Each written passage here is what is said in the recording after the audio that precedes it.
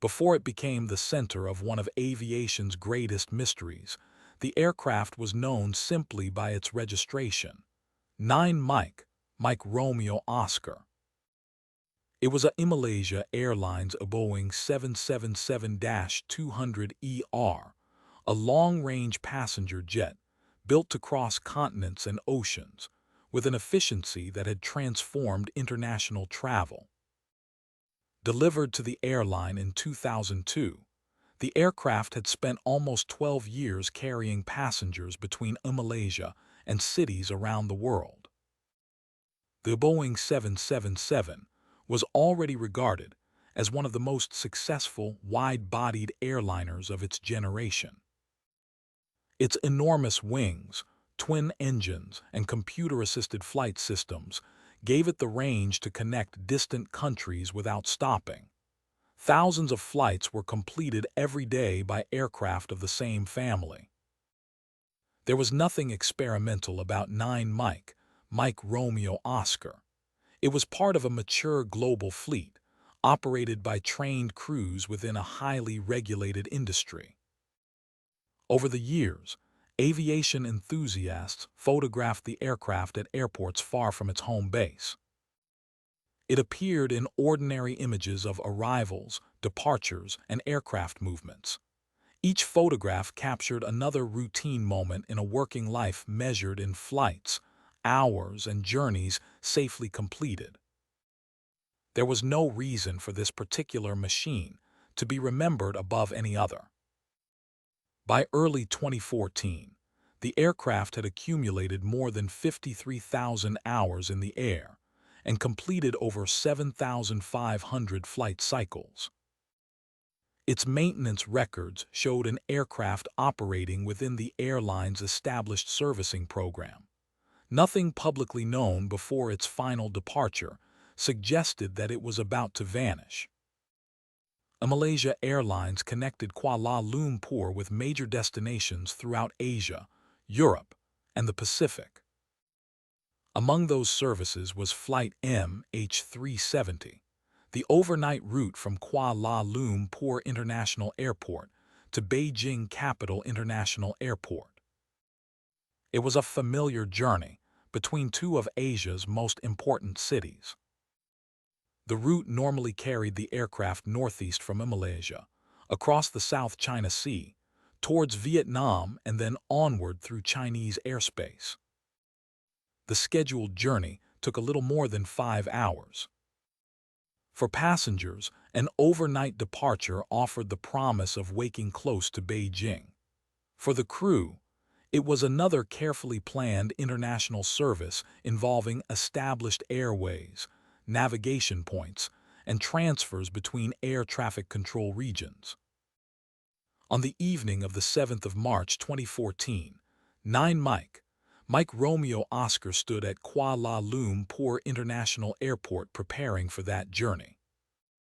Fuel was loaded, baggage and cargo were placed aboard, passengers passed through the terminal and gathered at the departure gate. The aircraft would carry 239 people. They included 2 pilots, 10 cabin crew members, and 227 passengers from several nations. In command was Captain Zahari Ahmed Shah, an experienced Malaysia Airlines pilot with more than 18,000 flying hours. Beside him was First Officer Fariq Abdul Hamid, who was completing the final stages of his transition to the Boeing 777. Behind the cockpit door, the cabin filled with people traveling for work, returning home, visiting relatives, or continuing journeys that had begun elsewhere. Their individual reasons for boarding were different. Their expectation was the same, that this would be an ordinary flight. Shortly after midnight local time, the aircraft left its gate. The engines were started, and the Boeing 777 taxied through the lights of Kuala Lumpur International Airport. At 12:42 in the morning on the 8th of March, Flight MH370 lifted from the runway and began climbing into the darkness. Its destination was Beijing. Its planned arrival was early that morning. For the first part of the flight, everything appeared routine. The aircraft climbed to its cruising altitude and continued northeast along the assigned route. Communications with Malaysian air traffic controllers were calm and professional. Below lay the dark waters of the South China Sea. Ahead was the boundary where responsibility would pass from controllers in Kuala Lumpur to controllers in Vietnam. Nothing in those opening minutes announced what was coming. Flight MH370 was still visible to air traffic control. Its systems were still transmitting information. Its crew was still responding. It was an ordinary aircraft, following an ordinary route. And then, near the edge of Malaysian-controlled airspace, that certainty began to disappear. As Flight MH370 settled into cruise, life on board appeared entirely ordinary. Most passengers were preparing for the overnight journey. Cabin lights were dimmed. Some watched films, others read, while many attempted to sleep before arriving in Beijing just after dawn. In the cockpit, the crew monitored the aircraft's progress as they approached one of the most routine moments of any international flight, the transfer from one air traffic control sector to the next. International airspace is divided into regions of responsibility.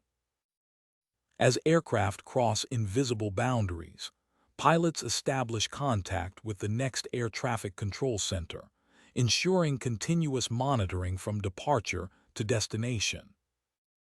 For MH370, that handover would take place near the waypoint known as Gari, where responsibility passed from Kuala Lumpur Area Control to Ho Chi Minh Area Control in Vietnam.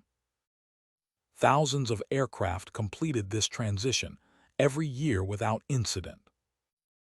At 1:19 in the morning, Kuala Lumpur controllers instructed the crew to contact Ho Chi Minh on the next radio frequency. The reply came calmly from the cockpit. "Good night, Malaysian 370. Nothing about the transmission suggested urgency. Nothing hinted that these would become the final confirmed words ever heard from the aircraft. Within moments, the aircraft crossed the boundary. Vietnamese controllers waited for Flight MH370 to make first contact. The expected radio call never arrived. Initially, there was little reason for concern. Missed calls occasionally occurred because of radio congestion, frequency changes, or simple misunderstandings. Controllers attempted to establish contact. Silence. As the minutes passed, Vietnamese controllers asked Kuala Lumpur whether the aircraft was still communicating. The assumption was simple. Perhaps the crew had remained on the previous frequency. Meanwhile, Kuala Lumpur believed the aircraft had already transferred successfully. For several critical minutes, each control center believed the other was closer to the aircraft than they actually were. At almost exactly the same time, another event occurred. The aircraft's secondary surveillance radar signal disappeared. Secondary radar relies on a transponder installed aboard the aircraft. Unlike primary radar, which simply reflects radio waves from an object, secondary radar actively broadcasts information including identity, altitude, and position. Without that transmission, controllers lose much of the detailed information they normally receive. The disappearance of a transponder signal is unusual, but not unprecedented. Technical failures can occur. Electrical faults can interrupt transmissions. Equipment occasionally malfunctions. Normally, however, radio communication remains available, allowing pilots to explain the situation. On Flight MH370, both forms of communication had now ceased. Although the transponder had vanished from civilian radar displays, the aircraft itself had not disappeared from the sky. Military primary radar systems, designed simply to detect physical objects, continued to record an unidentified aircraft. Unlike civilian systems, primary radar cannot identify an aircraft by name or flight number. It simply shows that something is there. Those radar returns would later become one of the investigation's most important sources of evidence. They appeared to show the aircraft making a dramatic turn back across the Malay Peninsula. If correct, the aircraft had not continued towards Beijing at all. Instead, it appeared to reverse course, heading back towards Malaysia before turning northwest over the Strait of Malacca. The maneuver was striking. Commercial airliners do occasionally reverse course during emergencies, but such turns are almost always accompanied by radio calls declaring a technical problem, medical emergency, or request to divert. No such call was ever received. The aircraft changed direction without explanation. Investigators would later reconstruct the path, using military radar data gathered that night. The aircraft appeared to pass near several navigation waypoints with remarkable precision. These were not random movements. They followed established air routes known to professional flight crews. Exactly who was controlling the aircraft at this stage remains one of the central unanswered questions. Inside the cabin, no confirmed evidence exists describing what passengers experienced during these crucial minutes. No telephone calls were successfully placed. No verified text messages were transmitted. No emergency communication has ever been recovered. For the families waiting in Beijing, life continued completely normally. No one yet realized that Flight MH370 had already departed from its scheduled route. Meanwhile, air traffic controllers continued trying to raise the aircraft. Repeated radio calls produced no reply. Attempts through other aircraft flying nearby also failed. Each passing minute deepened the uncertainty. What initially appeared to be a routine communications issue was rapidly becoming something far more serious. Yet outside those control rooms, the world remained unaware. The aircraft had vanished from civilian tracking systems, altered course, and continued flying through the darkness without explanation. No distress signal had been transmitted. No emergency beacon had activated. No confirmed indication of mechanical failure had been received. Only later would investigators realize that these first few minutes marked the beginning of one of the largest and most complex aviation investigations ever undertaken. The disappearance itself had already begun. Act 3, the last known track. As dawn approached across Southeast Asia, concern was steadily replacing confusion. What had first appeared to be a routine loss of communication had now become something far more troubling. Flight MH370 had failed to arrive in Vietnamese-controlled airspace. Repeated attempts to establish contact had been unsuccessful. Yet there was still no emergency signal, no confirmed distress call, and no indication that the aircraft had broken apart. Investigators faced a deeply unsettling possibility. The aircraft may still have been flying. Attention quickly turned towards military radar recordings gathered during the early hours of the morning. Unlike civilian air traffic control systems, military primary radar detects the physical presence of an aircraft rather than relying upon a transponder. Although less precise, these radar returns preserve something invaluable. They reveal movement. When analysts reconstructed the track, an extraordinary picture began to emerge. The unidentified aircraft appeared to complete a wide left turn shortly after disappearing from civilian surveillance. Instead of continuing northeast toward Beijing, it crossed back over the Malaysian coastline. The maneuver was smooth, controlled, measured. There was no evidence of an uncontrolled descent or violent change in altitude. Whoever or whatever was controlling the aircraft appeared to be flying deliberately. The aircraft passed close to Penang Island. For Captain Zahari Ahmed Shah, Penang held personal significance. It was the region where he had grown up. That geographical coincidence would later become one of the most debated aspects of the entire investigation. Some regarded it as meaningful. Others argued it was simply consistent with established airways. The evidence itself offers no definitive conclusion. Radar returns suggested the aircraft continued northwest across the Strait of Malacca. This busy stretch of water separates the Malay Peninsula from the Indonesian island of Sumatra. Thousands of commercial vessels transit these waters every year. Numerous aircraft cross overhead daily. Yet despite this activity, nobody reported seeing an aircraft in obvious distress. No confirmed eyewitness accounts have ever been verified.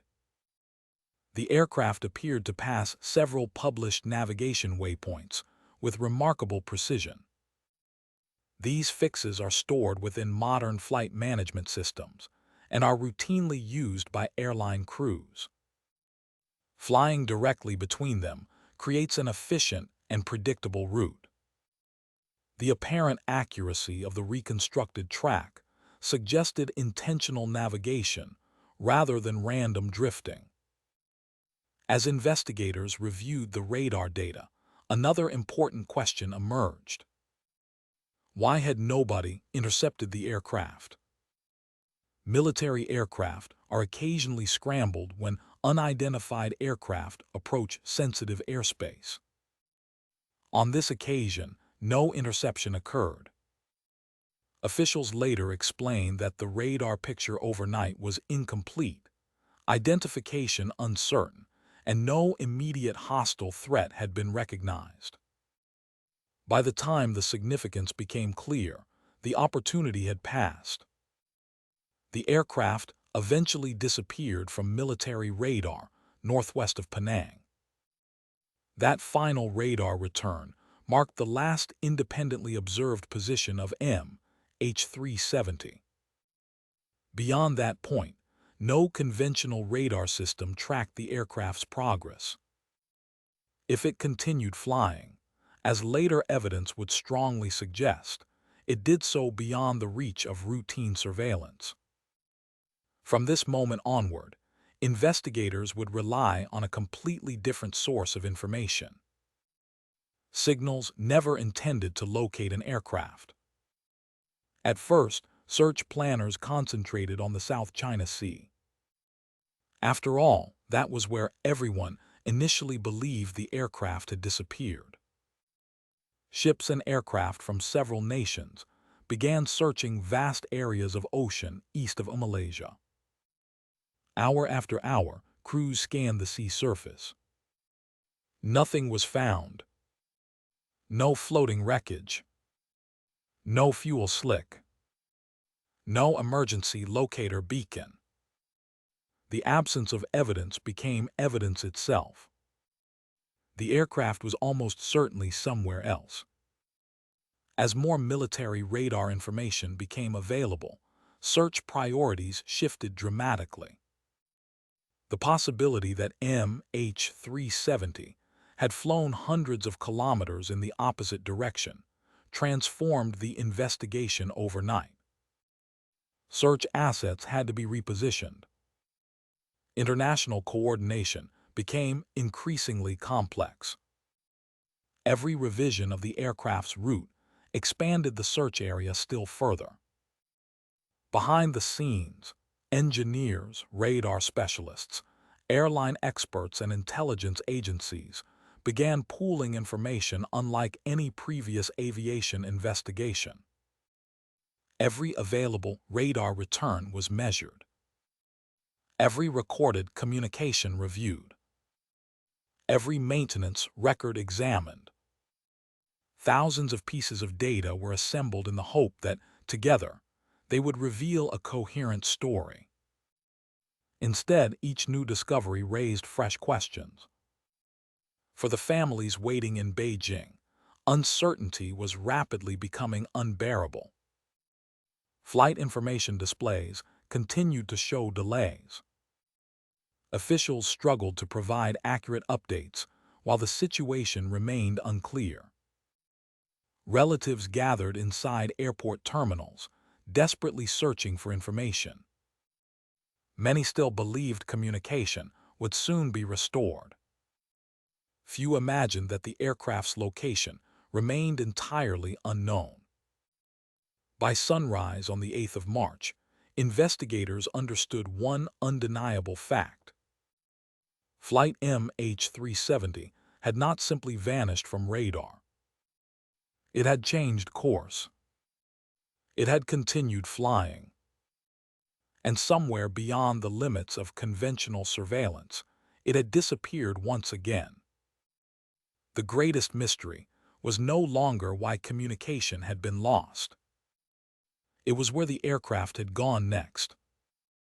The answer would come from space. By the morning of the 8th of March, investigators faced an extraordinary problem. No radar had tracked Flight MH370 beyond the Strait of Malacca. If the aircraft had continued flying, where had it gone? The answer, unexpectedly, would come not from aviation authorities, but from a satellite communications company. A system that had never been designed to track aircraft would become the investigation's single, most important source of evidence. Like many long-haul airliners, the Boeing 777 was equipped with a Satellite Data Unit, or SDU. The equipment allowed the aircraft to communicate through satellites using the Inmarsat network. Normally, it carried voice calls, maintenance messages, and operational data between the aircraft and the ground. But even when no messages were being sent, the system still performed an automatic function. Every hour it checked in. These routine exchanges became known as handshakes. The process was remarkably simple. The aircraft asked the satellite whether communication was still available. The satellite replied. The exchange lasted only moments and carried almost no useful operational information. Until MH370, nobody imagined these signals could reveal the path of a missing aircraft. Engineers at Inmarsat examined records from the early hours of the 8th of March. To their surprise, they found that the aircraft had continued responding to the satellite network long after it had disappeared from civilian radar. The aircraft had not vanished shortly after leaving Malaysian airspace. It had continued flying. Hour after hour. The first recorded satellite handshake after the aircraft disappeared fundamentally changed the investigation. Every subsequent handshake confirmed the same conclusion. The aircraft remained powered. Its satellite equipment remained operational. Its journey had lasted far longer than anyone initially believed.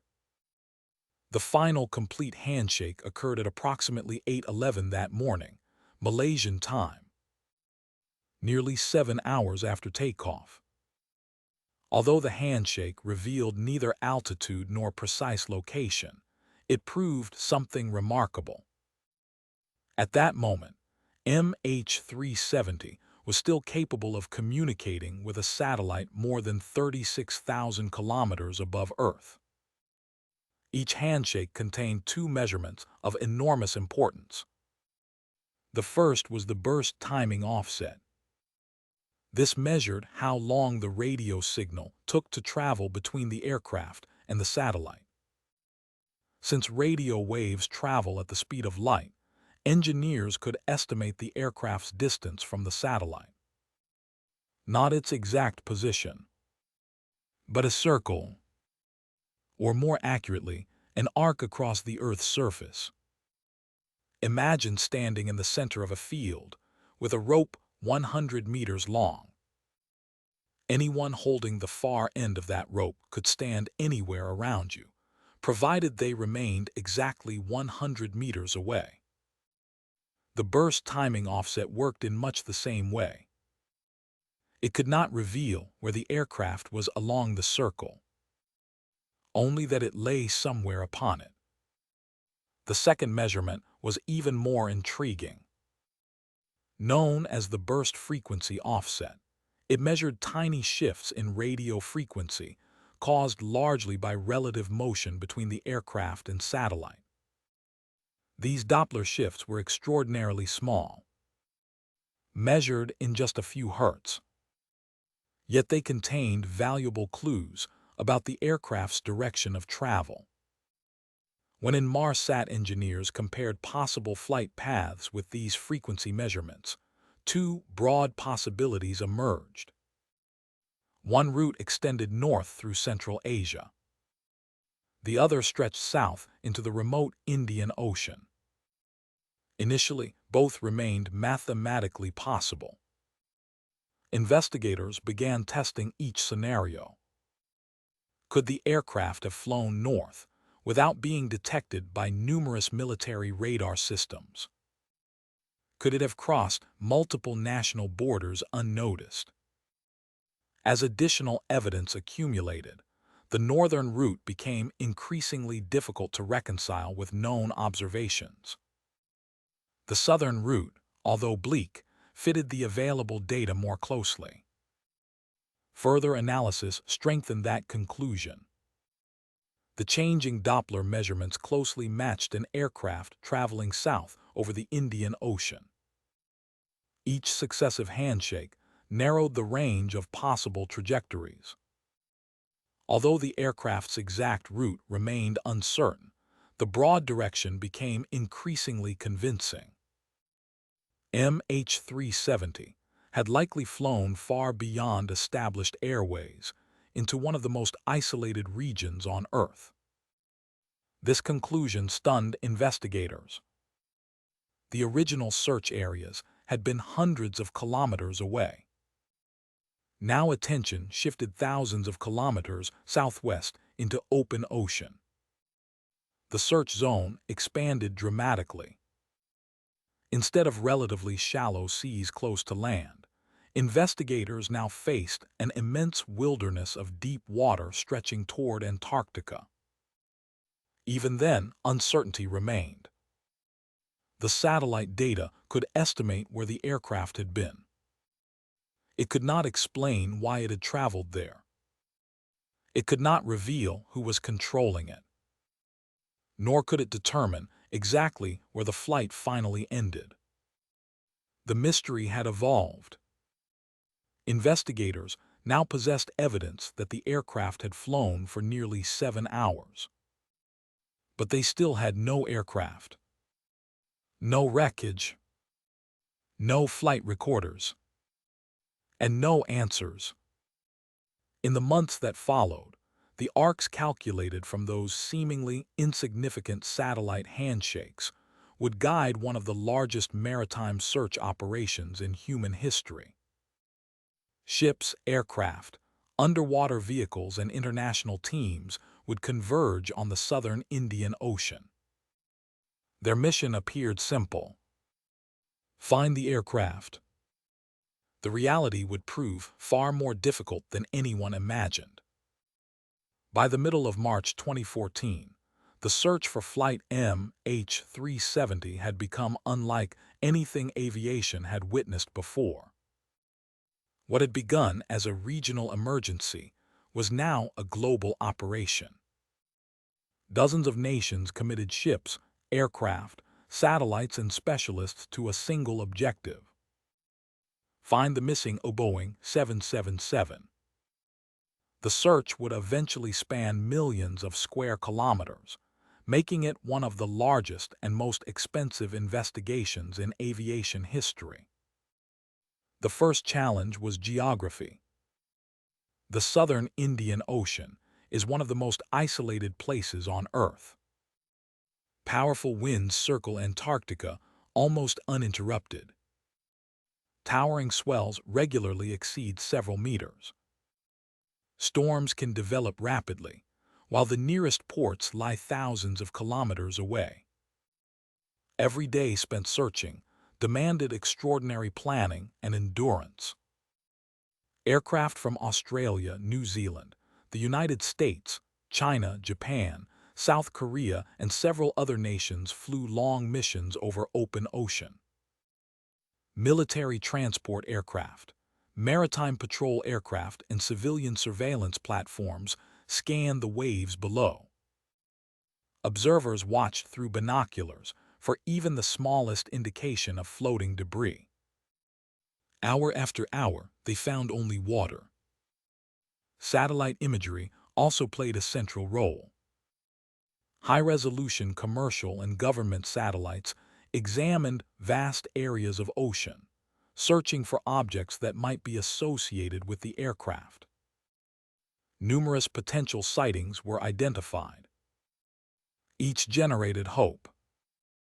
Each required ships or aircraft to investigate.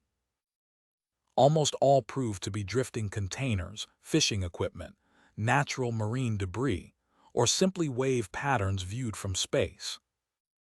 Attention soon focused on a series of floating objects identified by satellite imagery. Some appeared bright against the dark ocean surface. Others were partially submerged.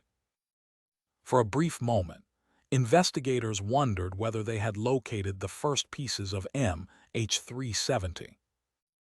Recovery team traveled hundreds of kilometers to examine them. Nothing could be linked conclusively to the aircraft. The search environment itself became an adversary. Strong currents carried floating objects far from their original locations. Powerful winds altered drift patterns. Heavy seas reduced visibility from both ships and aircraft. Even if wreckage were present, locating it among millions of square kilometers of constantly moving ocean presented an immense challenge. Oceanographers were brought into the investigation. Using sophisticated computer models, they attempted to predict how floating debris would travel under the influence of currents, tides, and prevailing winds. Their calculations worked backwards as well as forwards.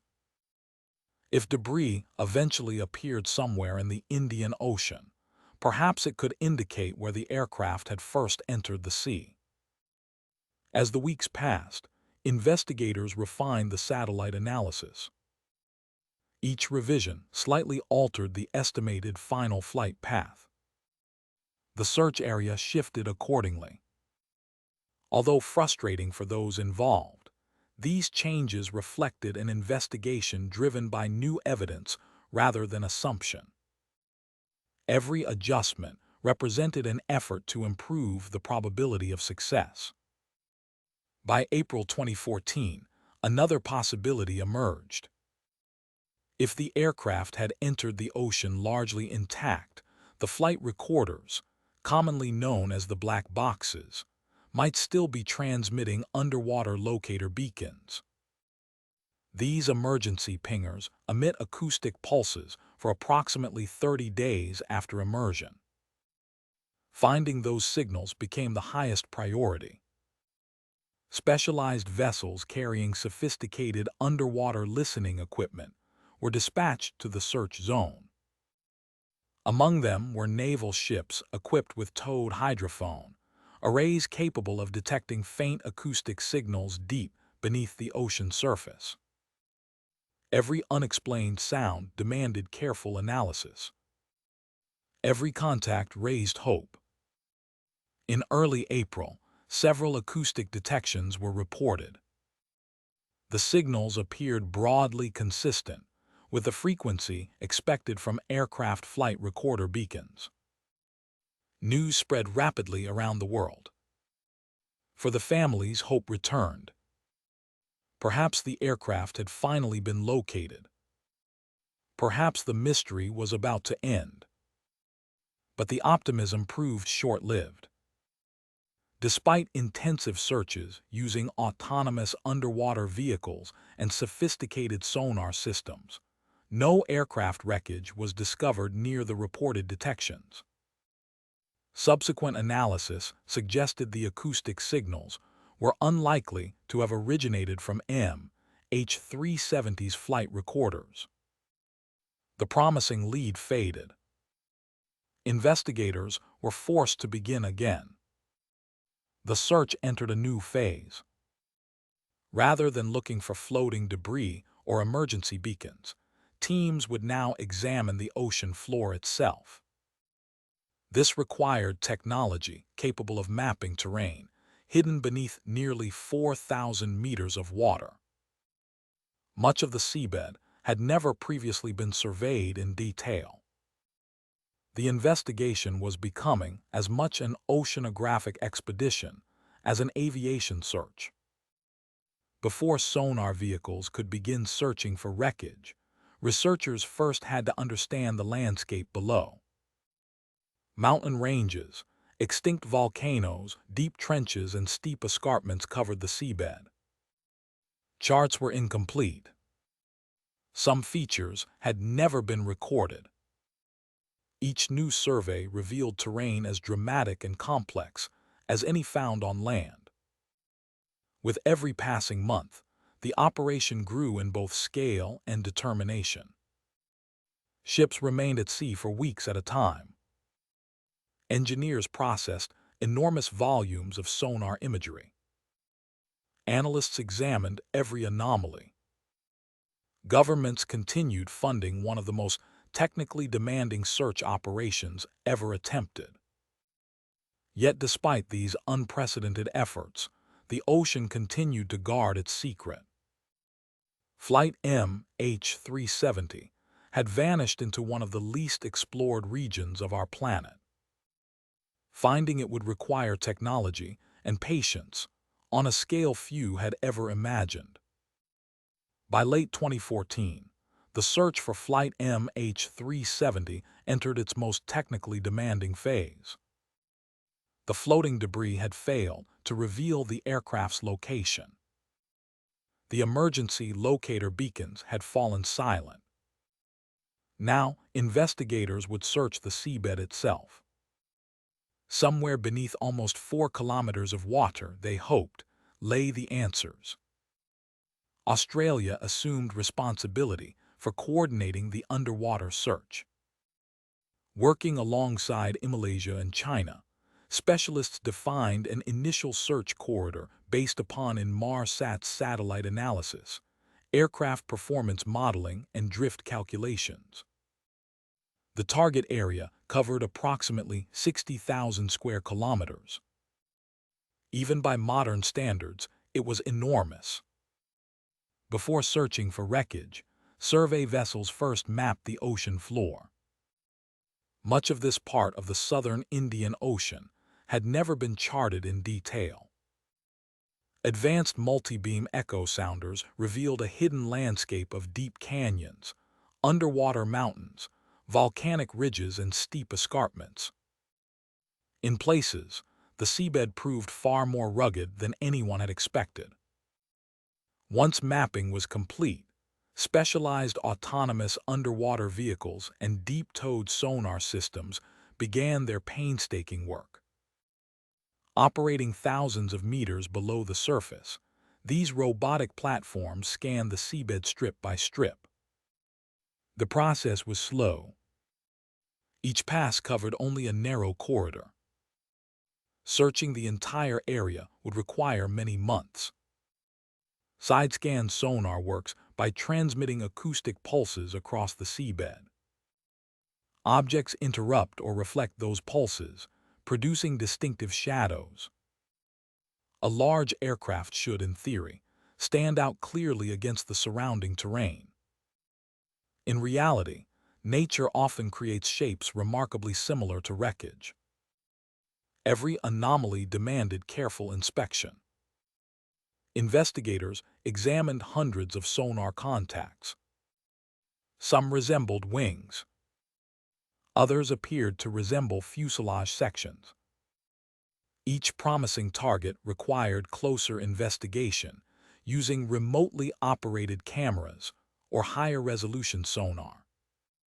Again and again, natural rock formations proved responsible.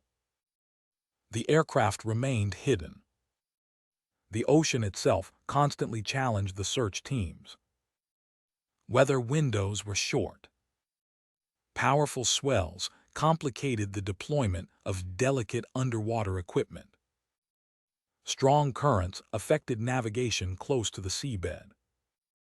Mechanical failures were inevitable in such a demanding environment. Every interruption delayed progress. Despite these obstacles, the search gradually expanded. Survey vessels operated almost continuously. Thousands of square kilometers of seabed were imaged in extraordinary detail.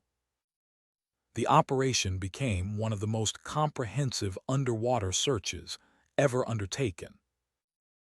Never before had such advanced technology been deployed across such a vast area in pursuit of a single missing aircraft. As months became years, analysts repeatedly revisited the available evidence. Aircraft performance specialists refined fuel consumption models. Satellite engineers re-examined the Inmarsat data. Meteorologists updated wind models. Oceanographers refined current simulations. Each discipline sought to reduce uncertainty by only a few kilometers. Yet those few kilometers could determine whether the aircraft was found or missed entirely. The possibility of an uncontrolled descent received increasing attention. If fuel had been exhausted, the aircraft's autopilot would eventually disengage. Without active control, the Boeing 777 would begin its final descent toward the ocean.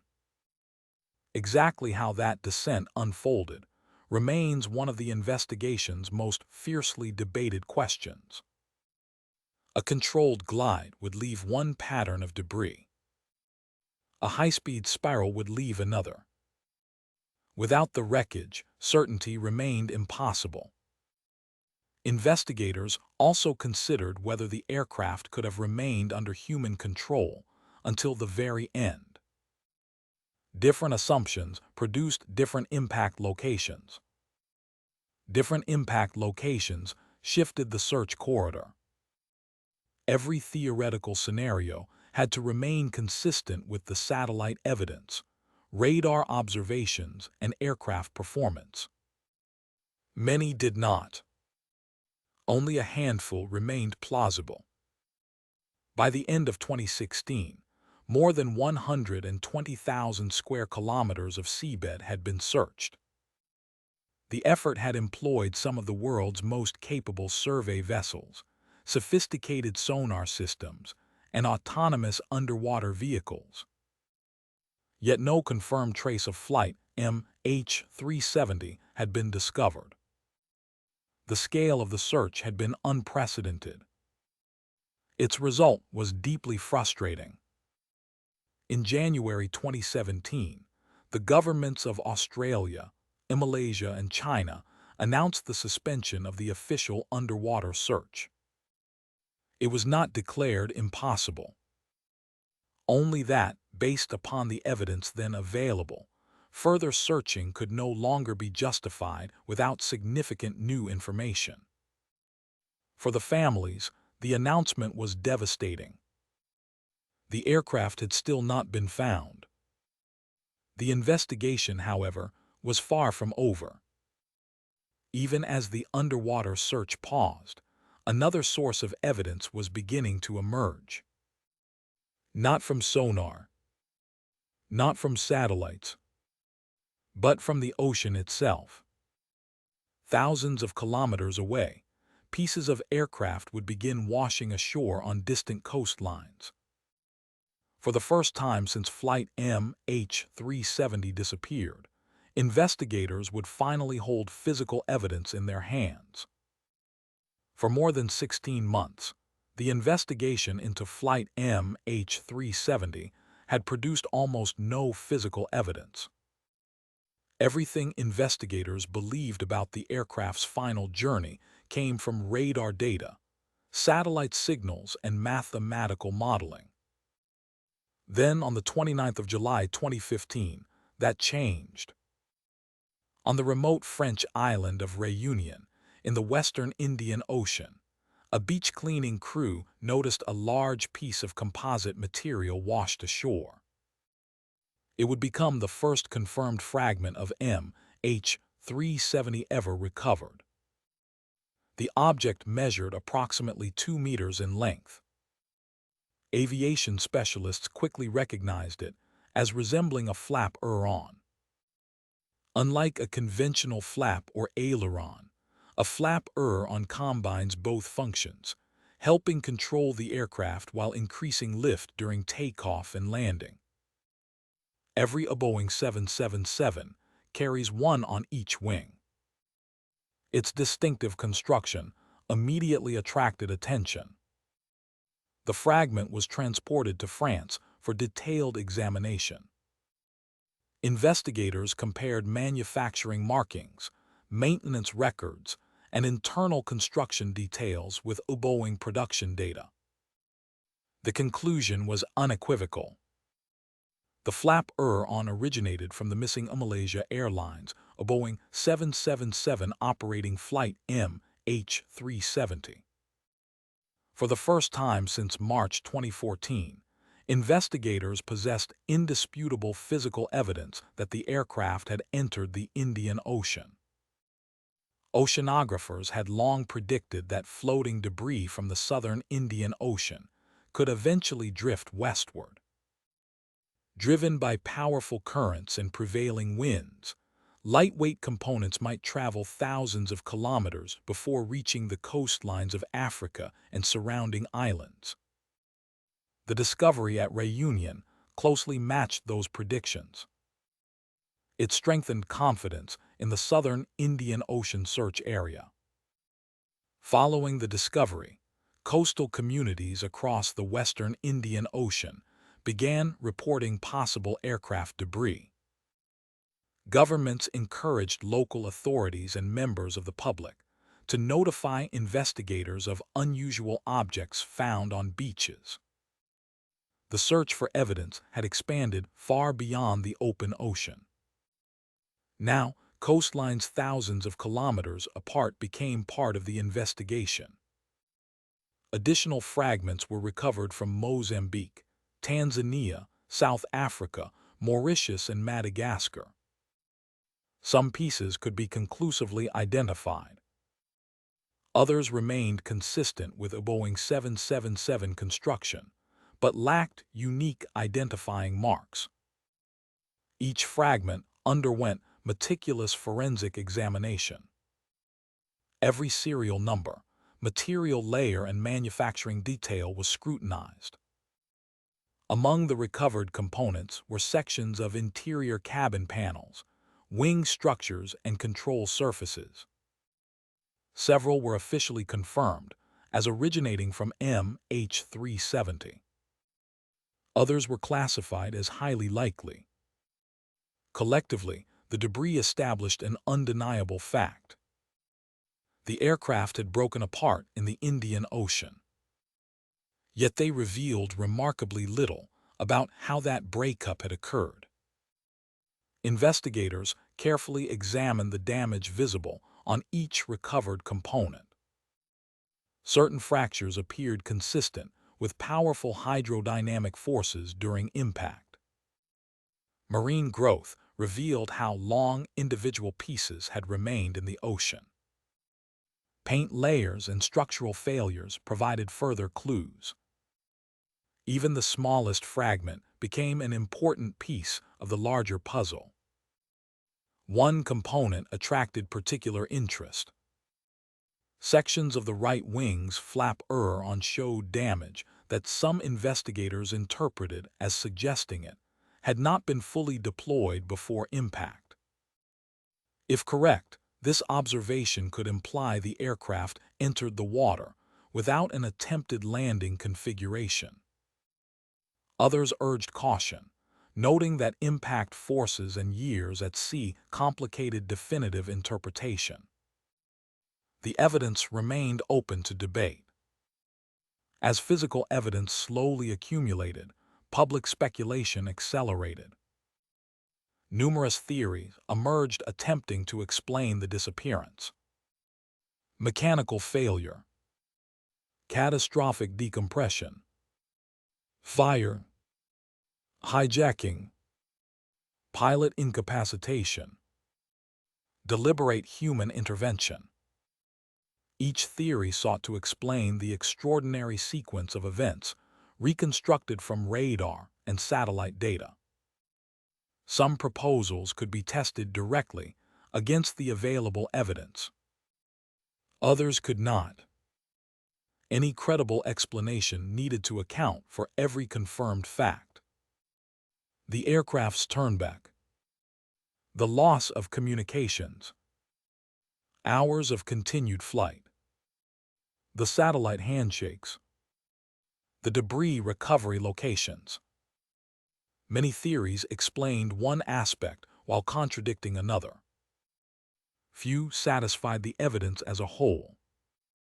Investigators consistently distinguished between evidence and speculation. The official inquiry documented what could be established from recovered data. Where certainty ended, conclusions became appropriately cautious. This distinction proved essential. In the absence of the aircraft itself, many questions simply could not be answered with confidence. The role of Captain Zahari Ahmed Shah attracted intense international attention.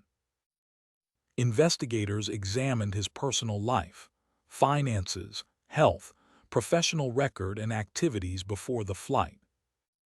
Flight simulator data recovered from his home computer was also analyzed. No single finding provided conclusive evidence explaining the disappearance. The official investigation did not determine why the aircraft deviated from its planned route. Equally, investigators found no evidence supporting many of the more sensational claims circulated online. Over the years, fabricated documents, altered radar images, and unsupported rumors spread rapidly across social media. Many were repeated so often that they became widely believed despite lacking credible evidence. Separating fact from fiction became an investigation in its own right. By the close of the decade, the outline of the mystery had become clearer. Flight MH370 had almost certainly continued flying for nearly 7 hours. It had almost certainly ended in the southern Indian Ocean. Pieces of the aircraft had been recovered thousands of kilometers away. Yet the central question remained unanswered. What happened aboard that aircraft during its final hours? Without the main wreckage and the flight recorders, the truth remained beyond reach. And so, more than a decade after the disappearance, the search for definitive answers continued. More than a decade has passed since Malaysia Airlines Flight MH370 disappeared from radar over Southeast Asia. During that time, investigators have reconstructed much of its final journey using technology that was never intended to solve an aviation mystery. Radar traces, satellite handshakes, ocean current modeling, recovered debris. Together, they have revealed fragments of the aircraft's final hours. Yet the complete story remains hidden beneath the waters of the southern Indian Ocean. In July 2018, Malaysia released its final safety investigation report. Running to hundreds of pages, it documented years of technical analysis involving aviation specialists, engineers, satellite experts, and investigators from multiple nations. The report reached several important conclusions. The aircraft's communication systems had ceased transmitting shortly after leaving Malaysian airspace. The aircraft deviated significantly from its planned route. It continued flying for several hours. But on the central question, the reason for those events, the investigators reached no definitive conclusion. Rather than assigning blame without evidence, the report acknowledged the limits of what could be proven. Without the flight data recorder, cockpit voice recorder, and the main wreckage, investigators could not determine exactly what occurred on board. The report concluded that the aircraft's change in course was likely the result of manual intervention. Who performed that intervention, and why, could not be established from the available evidence. For the families of the 239 people aboard, uncertainty became its own form of tragedy. Without answers, there could be no complete understanding of their loved ones' final moments. Anniversaries became reminders not only of loss, but of an investigation still unfinished. Many families have continued to campaign for renewed search efforts, believing that the aircraft and the truth can still be found. Their determination has helped keep the search alive. Researchers, independent analysts, and aviation experts around the world continue to examine radar data, satellite measurements, and ocean drift models. New analytical techniques have refined possible impact locations. While opinions differ on the precise coordinates, most remain consistent with a controlled flight into the southern Indian Ocean. Technological progress has also changed what may now be possible. Autonomous underwater vehicles have become more capable. Sonar systems produce increasingly detailed images of the ocean floor. Navigation beneath deep water has become more accurate. Artificial intelligence is beginning to assist with analyzing enormous volumes of sonar imagery that would once have required years of manual review. Areas previously considered impractical to search are becoming more accessible. Private companies have also entered the search. Marine exploration specialists have proposed renewed operations using improved technology and refined search areas derived from updated modeling. These proposals reflect a belief shared by many investigators. The aircraft has not disappeared forever. It simply has not yet been found. History offers reasons for cautious optimism. Other aircraft lost beneath the oceans have eventually been recovered years, and sometimes decades, after they disappeared. Advances in technology, combined with persistent investigation, have repeatedly solved mysteries once considered impossible. MH370 may yet follow that path. Whatever the eventual outcome, the disappearance of Flight MH370 has already changed aviation. Aircraft tracking standards have been strengthened. International recommendations now encourage more frequent position reporting over remote oceans. Communication procedures have been reviewed. The aviation community recognized that an aircraft carrying hundreds of people should never again be capable of disappearing without trace. The investigation has also transformed the relationship between aviation and satellite technology. Before 2014, few imagined that routine communications handshakes could reconstruct the broad path of a missing aircraft. Today, those same principles influence future aircraft tracking systems and emergency response planning. From tragedy came innovation. Yet for all the scientific progress, the human story remains at the heart of Flight MH370. 239 lives. Families whose questions remain unanswered. Investigators who devoted years of their careers to solving an unprecedented mystery. Search crews who crossed some of the world's harshest oceans in pursuit of a single aircraft. Behind every chart, every satellite arc, and every sonar image lies a profoundly human loss. One day, perhaps, the seabed will surrender its secret. The flight recorders may finally be recovered. The aircraft's final resting place may at last be identified. Only then may investigators reconstruct the final minutes with the certainty that has so long remained beyond reach. Until that day, the disappearance of a Malaysia Airlines Flight MH370 remains one of aviation's greatest unsolved mysteries. Not because there is no evidence, but because the most important evidence still lies somewhere beneath the vast waters of the southern Indian Ocean. And somewhere in that silence rests the final chapter of Flight MH370. Fade to black.